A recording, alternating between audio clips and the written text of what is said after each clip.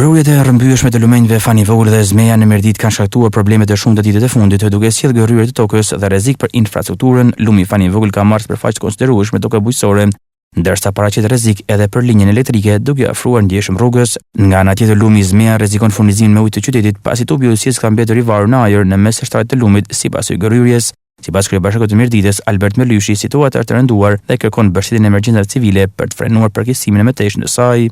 Situata shumë shqetësuese, sepse një pjesë e tokës bujqësore, e kësaj toke këtu, tashmë është kthyer nga tokë bujqësore në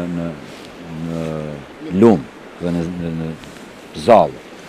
Dhe u ban prej 2 vitesh që në fakt kemi qenë kontakt qoftë me emergjencat kombëtare civile, qoftë edhe me prefektin e Qarkut. Mbinës para një muaji ishim edhe me prefektin këtu që e pam nga afër, ku i shpreh shqetësimin që ky është një dëm që po shkaktohet qoftë edhe tokës bujqësore, por linjes elektrike, po i afrohet lagjes, po i afrohet rrugës kryesore. Dhe njëkohësisht i shpreh shqetësimin që kemi 2 vite që ne kemi aplikuar dhe aplikojmë çdo thirrje që hapin emergjencat kombëtare civile pikërisht për mbrojtje lumore.